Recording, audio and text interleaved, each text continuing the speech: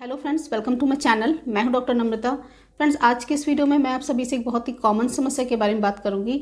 आज मैं सभी से बात करूंगी सर पे होने वाले फंगल इन्फेक्शन यानी दाद के बारे में, जिसको हम मेडिकल टर्म में टीनिया कैपिटिस बोलते हैं। ये एक बहुत ही ज़्यादा कॉमन सी दिखने वाली बीमारी होती है। अक्सर आपने देखा होगा कि सर में बहुत ज़्यादा खुजली होती है, छोटे छोटे से दाने हो जाते हैं, सर पे पपड़ी पड़ती है और खुजलाने पर डैंड्रफ सा झड़ता है।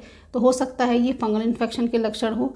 अगर हमने फंगल इन्फेक्शन को सही समय पर ठीक नहीं किया तो आगे चल कर के इसके बहुत सारे कॉम्प्लिकेशंस भी हो जाते हैं, क्योंकि फंगल इन्फेक्शन होने की वजह से सर पे फोड़े तक बन जाते हैं, बाल झड़ने लग जाते हैं। तो आज के इस वीडियो में मैं आप सभी से डिस्कस करूंगी कि फंगल इन्फेक्शन को हम किस तरीके से ठीक कर सकते हैं, इसके पीछे क्या क्या कारण होते हैं, इसके लक्षण कैसे होते हैं, इसको कैसे हम डिफ्रेंशिएट करेंगे कि हमारे सर पे डैंड्रफ की समस्या है या फिर सर पे फंगल इन्फेक्शन हो रहा है, और इसको ठीक करने की होम्योपैथिक मेडिसिन के बारे में भी डिस्कस करूंगी और इसको कैसे हम प्रिवेंट कर सकते हैं। तो वीडियो बहुत ही ज़्यादा इन्फॉर्मेटिव है, तो वीडियो को पूरा एंड तक जरूर देखें और मेरे साथ बने रहें। तो चलिए शुरू करते हैं।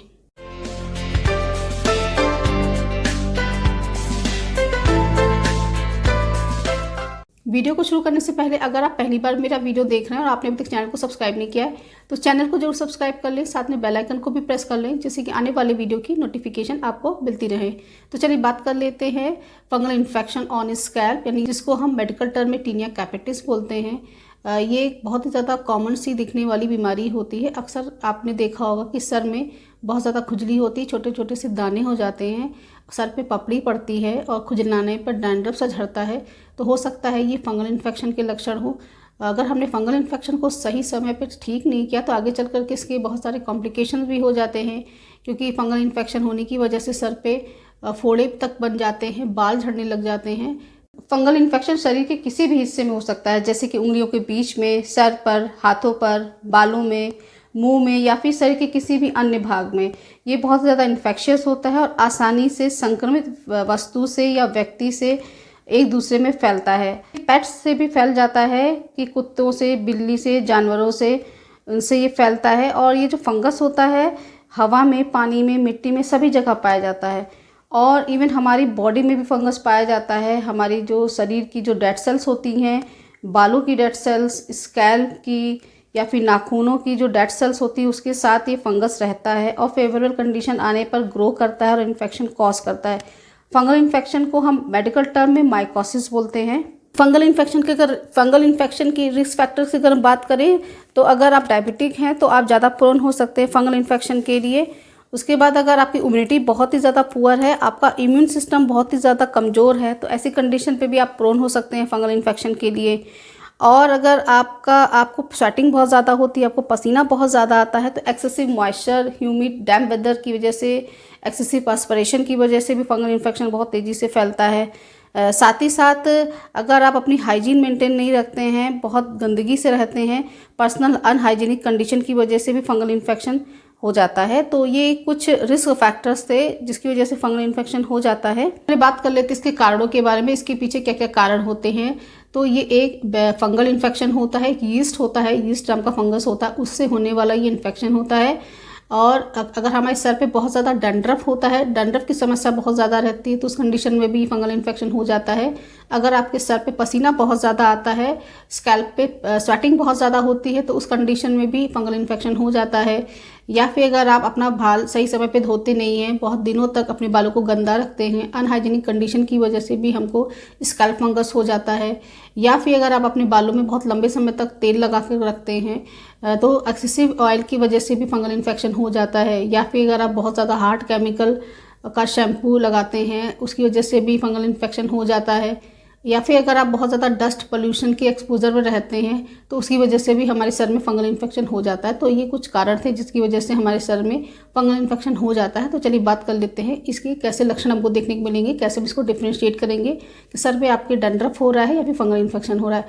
तो सर को अगर आप ध्यान से देखेंगे तो आपके सर पे छोटे छोटे से दाने आपको दिखेंगे, बहुत मोटी सी पपड़ी आपको दिखेगी। जब आप पपड़ी को खुजलाएंगे तो आपको स्केलिंग दिखेगी, बहुत मोटी मोटी लेयर में डैंड्रफ झड़ता है इसमें। सर पे बहुत ज़्यादा खुजली बहुत ज़्यादा होती है। साथ ही साथ जिस एरिया में ये जो पपड़ी पड़ती है वहाँ का बाल टूटने लग जाता है, वहाँ के एरिया के बाल कमज़ोर होने लग जाते हैं। फिर धीरे धीरे इसमें फोड़े बनने लगते हैं, फोड़ों में पस बनना शुरू हो जाता है, पस अब इस स्कैल्प में जमना शुरू हो जाता है, जिसकी वजह से बाल झड़ना शुरू हो जाते हैं। और सीवियर केसेस में क्या होता है कि सर पे बाल्ड पैचेस बनने लग जाते हैं, गोल गोल रिंग शेप के सर्कुलर पैचेस बनने लग जाते हैं। गंजेपन की समस्या आपको हो सकती है। इस सीवियर हेयर लॉस भी हो जाता है। जिस एरिया में फोड़े रहते हैं उस एरिया के बाल गिरने लग जाते हैं, तो आपको बाल्ड पैचेस भी देखने को मिल सकते हैं, रिंग शेप के बाल्ड पैचेस देखने को मिल सकते हैं। स्टार्टिंग में तो ये जो बाल्ड पैचेस होते हैं छोटे होते हैं, लेकिन जैसे जैसे समय बीतता है ये बाल्ड पैचेस बड़ा होना शुरू हो जाते हैं। तो सीवियर केसेस में आपको हेयर लॉस भी हो सकता है, बाल्डनेस भी हो सकती है। तो इस तरीके से आप डिफ्रेंशिएट कर सकते हैं कि आपको डैंड्रफ है या फिर फंगल इन्फेक्शन है। तो फ्रेंड्स, इस तरीके के लक्षण आपको फंगल इन्फेक्शन में देखने को मिल सकते हैं। तो चलिए बात कर लेते हैं सर पे होने वाले दाद को ठीक करने के लिए होम्योपैथिक मेडिसिन के बारे में। तो आज आप सभी से मैं कुछ टॉप ग्रेडेड होम्योपैथिक मेडिसिन के बारे में डिस्कस करूंगी, जिसको आप अपने लक्षणों के हिसाब से लें तो आप अपने फंगल इन्फेक्शन की समस्या को बहुत ईजिली ठीक कर सकते हैं। तो इसमें नंबर 1 मेडिसिन रहेगी सल्फर। तो सल्फर टॉप ग्रेडेड मेडिसिन होती है। जितनी भी स्किन कंडीशंस होती हैं, स्किन डिजीज़ की बहुत ही इफेक्टिव रामबाण दवा होती है। इसका इंडिकेशन होता है अगर आपके सर पे बहुत ज़्यादा सीवियर इचिंग होती है, खुजलाने के बाद आपको उसमें बहुत ज़्यादा जलन होती है और आपके सर पे बहुत ज़्यादा पस बन रहा है, आपके सर पे फोड़े हो गए हैं, बॉयल्स अगर आपके सर पे हो गए हैं, तो ऐसी कंडीशन में आप सल्फर ले सकते हैं। तो सल्फर आपको 30 पोटेंसी स्टार्ट करनी है। सल्फर 30 की 2-2 बूंद दिन में 3 से 4 बार आप 1 से 2 हफ्ते तक प्रयोग करिए, डेफिनेटली आपको बहुत अच्छे रिजल्ट मिलेंगे। उसके बाद सेकंड मेडिसिन रहेगी मेजेरियम।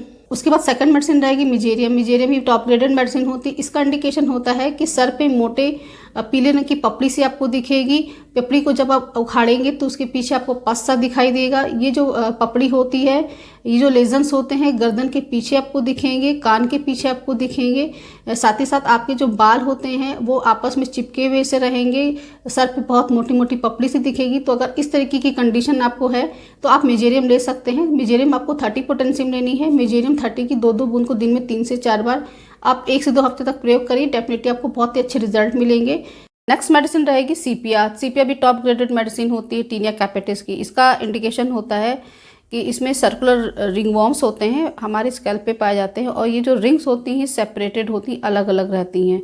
इसमें खुजली बहुत ज़्यादा होती है और आपको स्कैल्प में बहुत ज़्यादा अगर स्वेटिंग होती है तो ऐसी कंडीशन में आप सीपिया ले सकते हैं। सीपिया आपको 30 पोटेंशियम लेनी है। सीपिया 30 की 2-2 बूंद को दिन में 3 से 4 बार आप प्रयोग करिए, डेफिनेटली आपको बहुत ही अच्छे रिजल्ट मिलेंगे। उसके बाद नेक्स्ट मेडिसिन रहेगी टेलोरियम। तो टेलोरियम भी बहुत ही टॉप मोस्ट मेडिसिन होती है फंगल इन्फेक्शन की। इसका इंडिकेशन होता है इसमें जो रिंग्स होती हैं वो आपस में इंटरकनेक्टेड होती हैं, बहुत ज़्यादा सीवियर इचिंग होती है और लगातार खुजली उसमें होती रहती है और आपका हमेशा इसमें मन करेगा कि इसको हम स्क्रैच करते रहें। उसके बाद उसमें बहुत ज़्यादा जलन होती है, स्टिंगिंग सेंसेशन होता है। तो अगर ऐसी कंडीशन है तो आप टेलोरियम ले सकते हैं। टेलोरियम आपको 30 पोटेंशियम प्रयोग करनी है। टेलोरियम 30 की 2-2 बूंद को दिन में 3 से 4 बार आप प्रयोग करिए, आपको डेफिनेटली बहुत ही अच्छे रिजल्ट मिले। मेडिसिन रहेगी फास्फोरस। तो फास्फोरस का इंडिकेशन होता है जिसमें आपके टीनिया कैपिटिस के साथ में बाल्ड स्पॉट्स हों स्कैल्प पे, कि आपके सर पे सर्कुलर रिंग्स हों, बाल्ड पैचेस हों और ये बाल्ड पैचेस बिल्कुल क्लियर हों, बिल्कुल चिकने चिकने से स्मूथ से बाल्ड पैचेस हों और ऐसी कंडीशन में आप फास्फोरस ले सकते हैं। फास्फोरस आपको 30 पोटेंशियम में प्रयोग करनी है। साथ ही साथ अगर आपको हेयर फॉल की भी परेशानी हो रही है तो भी उस पर ये फास्फोरस बहुत अच्छे से वर्क करेगी। तो फास्फोरस 30 पोटेंशियम लेनी है। फास्फोरस 30 की 2-2 बूंद को दिन में 3 से 4 बार आप प्रयोग करिए, डेफिनेटली आपको बहुत ही अच्छे रिजल्ट। बट नेक्स्ट मेडिसिन रहेगी डलकामारा। डलकामारा ऐसी कंडीशन में इंडिकेटेड होती है जहाँ पर चेंज ऑफ वेदर की वजह से, गर्मी से ठंडी की वजह से या ठंडी से गर्मी की वजह से या फिर रेनी वेदर्स में, डैम्प वेदर में अगर आपको फंगल इन्फेक्शन की प्रॉब्लम हो रही है, आपको रिंगवॉर्म हो रहा है, तो ऐसी कंडीशन में आप डलकामारा ले सकते हैं। डलकामारा आपको 30 पोटेंसी में लेनी है। डलकामारा 30 की 2-2 बूंद को दिन में 3 से 4 बार आप प्रयोग करिए, डेफिनेटली आपको बहुत ही अच्छे रिजल्ट मिलेंगे। उसके बाद नेक्स्ट मेडिसिन रहेगी हेपारसल्फ। हेपारसल्फ का इंडिकेशन होता है कि अगर आपका जो टीनिया कैपिटिस की प्रॉब्लम है उसमें आपको पेन बहुत होता हो, छूने पे बहुत ज़्यादा दर्द होता हो, टेंडर स्पॉट्स हों और छूने पे बहुत ज़्यादा आपको दर्द होता हो, उसमें बहुत ज़्यादा जलन और खुजली होती हो, तो इस कंडीशन में आप हेपारसल्फ ले सकते हैं। हेपारसल्फ आपको 30 पोटेंशियम लेनी है। हेपारसल्फ 30 की 2-2 बूंद को दिन में 3 से 4 बार आप प्रयोग करिए, डेफिनेटली आपको बहुत ही अच्छे रिजल्ट मिलेंगे। उसके बाद नेक्स्ट मेडिसिन रहेगी ग्रेफाइटिस। ग्रेफाइटिस का इंडिकेशन होता है कि कि अगर आपको ड्राई इरप्शंस हो, कि जो भी आपके इरप्शंस हो रहे हो सर पे, ड्राई हो, सूखे सूखे से हो, सूखी सूखी से उसमें पपड़ी पड़ रही हो, तो ऐसी कंडीशन में आप ग्रेफाइटिस ले सकते हैं। ग्रेफाइटिस आपको 30 पोटेंशियम लेनी है। ग्रेफाइटिस 30 की 2-2 बूंद को दिन में 3 से 4 बार आप प्रयोग करिए, डेफिनेटली आपको बहुत ही अच्छे रिजल्ट मिलेंगे। तो फ्रेंड्स, ये थी कुछ टॉप ग्रेडेड होम्योपैथिक मेडिसिन। इन मेडिसिन को अपने लक्षणों के हिसाब से आप ले सकते हैं। अब बात कर लेते हैं इसके प्रिवेंशन के बारे में कि फंगल इन्फेक्शन को कैसे हम प्रिवेंट कर सकते हैं। तो आप अपने बालों की अच्छे से सफाई रखिए, बालों में ऑयल का प्रयोग कम से कम करें, अपने बालों को डस्ट और पोल्यूशन से बचा कर रखें। अगर आपके सर में डैंड्रफ हो रहा है तो आप एंटी डैंड्रफ शैम्पू का प्रयोग करें। साथ ही साथ अपनी डाइट को इम्प्रूव करें, क्योंकि आपकी डाइट में अगर प्रोटीन की कमी होगी, विटामिन मिनरल्स की कमी होगी, तो उसकी वजह से भी फंगल इन्फेक्शन हो जाता है। तो इन सारी बातों का आप ध्यान रखिए, साथ में इन होम्योपैथिक दवाइयों को लीजिए, तो डेफिनेटली आपको बहुत अच्छे रिजल्ट मिलेंगे। सो फ्रेंड्स, आज की वीडियो बस इतना ही। आई होप ये वीडियो सभी को पसंद आया होगा। फ्रेंड्स, वीडियो पसंद आया हो तो वीडियो को लाइक जरूर करें, फ्रेंड्स एंड फैमिली में शेयर करें, और अगर आपने मेरे चैनल को अब तक सब्सक्राइब नहीं किया तो चैनल को जो सब्सक्राइब कर लें, साथ में बेल आइकन को भी प्रेस कर लें, जिससे कि आने वाली वीडियो की नोटिफिकेशन आपको मिलती रहे। So friends, thanks for watching, wishing all very good health.